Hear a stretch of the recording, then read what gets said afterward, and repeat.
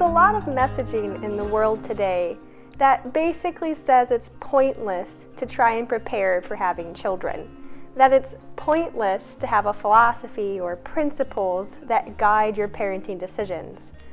It comes from many different angles and from many different kinds of people.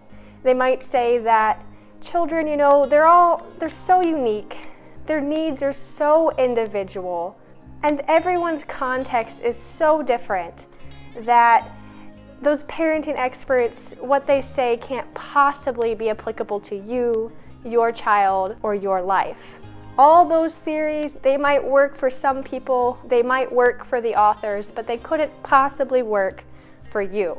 Or they might say that theory in general is useless. You can prepare and you can think about what you'll buy and what you won't buy, about what kind of parent you'll be and what kind of decisions you make, but that's not real life.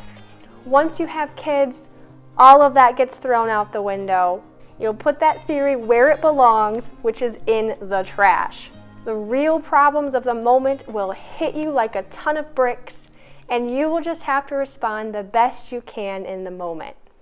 Or maybe you hear that there's just too many ideas on parenting. This whole thing has gotten out of control. Everybody and their brother has written a book and thinks that they have all the answers. There's just one problem though. All of their advice is contradictory. Some say to swaddle, some say don't. Some say use a pacifier, some say don't. How are you supposed to decide between the conflicting advice? How are you supposed to choose between one doctor and another, or one psychologist or another, any parenting expert from one from the other? It's just too overwhelming. And what's worse is that they're just bad actors. People who are trying to capitalize on women anxiety and their worry about being good mothers. It's better to just ignore all that noise and go with your gut. Or you may hear that you don't need any of those trendy new parenting ideas. What worked for your parents and your grandparents will work just fine for you. We turned out just fine. We should just follow tradition or religion or our instincts. We've been parenting since the dawn of time. We don't need new ideas. Whatever form it comes in, the message is loud and clear. You're a fool if you think you can prepare for parenting ahead of time. You're a fool if you think a parenting philosophy, a parenting book, or a parenting expert can help you become a better parent. You're a fool if you think principles can guide you. Despite these loudly proclaimed and bold messages, the parenting industry is thriving. Parenting books, classes, workshops, YouTube videos, podcasts, subscription kits, talk shows, they abound and don't show any sign of stopping. In fact, they're growing. There's conscious parenting, gentle parenting, mindful parenting, attachment parenting, and on and on and on. There's Montessori education, there's Waldorf, classical education, Reggio Emilia. There are books and studies and videos on the effects of different parenting styles on a child's academic success, their mental health, their future behavior habits, and their general well-being. And let's not forget that everyone has opinions on how you should raise your child, from whether or not you should spank your child to how long you should breastfeed, whether you should do baby-led weaning, the benefits or dangers of risky play, and whether children would be better off with wooden or plastic toys. Despite the messaging to the contrary, parenting ideas, parenting philosophy, and parenting principles seem prolific, wildly popular, and on everyone's mind. Yet, typically the information we have is chaotic and unorganized, unintegrated. It's hard to know who the big thinkers are and what their main ideas are and why, much less how their ideas relate to the ideas of other thinkers. That is where this series and I come in. To be clear, I'm not a parent yet. If you've watched one of my previous videos, you'll know that I'm on a bit of a health journey right now after losing my first baby in the first trimester and being diagnosed with an autoimmune disease.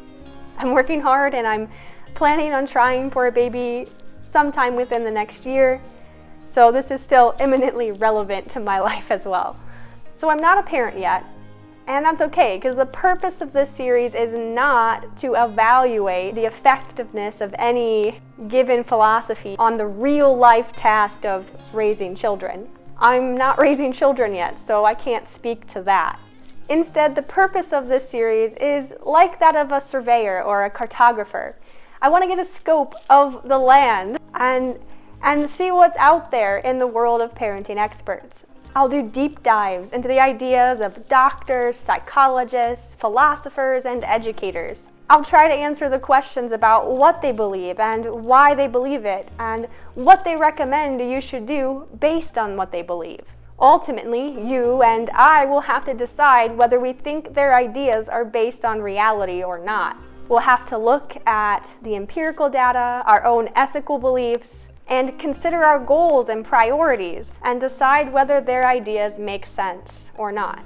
My goal for you in watching this series is for you to see that the parenting ideas that are out there are finite. There are only so many ways to answer any given problem. You can have an understanding of the range of answers and the range of philosophies that exist. Then I want to give you enough objective information so you know which ideas make sense and that you want to explore deeper on your own, and which ideas you can dismiss because, to your knowledge, they don't align with the facts of reality. Who am I to be doing this? My name is Samantha Joy, and I'm the person who's spending the time reading all of the books, even taking the classes in some instances, and condensing all of that information down into an easy to digest and efficient video. I do have formal training as a teacher and as an engineer, but the primary way that I'm approaching this is as a parent-to-be. I want this information as well to help me be the best parent that I can be. And I want to share that with like-minded people who have the same goal. Some caveats. I will admit with full disclosure that I am a Montessorian.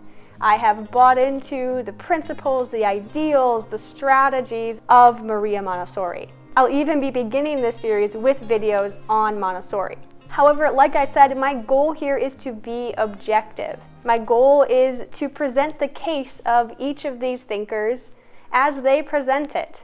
I want you to know their main ideas and why the thinkers believe them, regardless of whether I happen to find a particular thinker spot on or out in left field. The goal is for you to have the ideas so that you can assess them for yourself. Along the way, I will share all of the books, the courses, the videos, the blogs that I'm using as resources, so you can check them out yourself. With all that said though, it's important to remember that there is no such thing as a value-neutral decision or position. The choices of thinkers, the order in which I'm looking at them, and the fact that I think it's important to look at philosophies of parenting at all, none of that is value-neutral. I have strong beliefs that are informing how I'm going about this process. I believe emphatically that philosophy matters, that principles matter, and that parenting is a field where you can prepare ahead of time. I'm prepared to eat my words on that once I become a parent, but I really don't think I'll need to.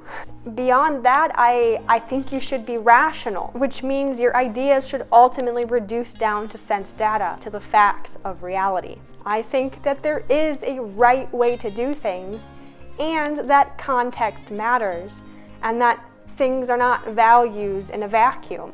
All of these beliefs are implicit in the kinds of decisions I'm making in doing this series, and none of them are value neutral. It's important for you to understand that being objective can't mean and won't mean being value neutral. But I'm still emphasizing that the goal here is not to sell you or deter you from buying the ideas of any particular thinker. The goal is to empower you. I'm really excited to start this series and share all of my research with you. I currently have a list of about 16 different schools of thought or philosophies or thinkers, and I have included them in the description below. If there are any that you are interested in that I'm missing, please let me know in the comments below. I'm excited to go on this journey with you. It makes parenting feel like it's even closer to reality, and even though children don't come with a rule book, these are the ideas of the people who think that one can be written. Thanks for watching, and goodbye for now.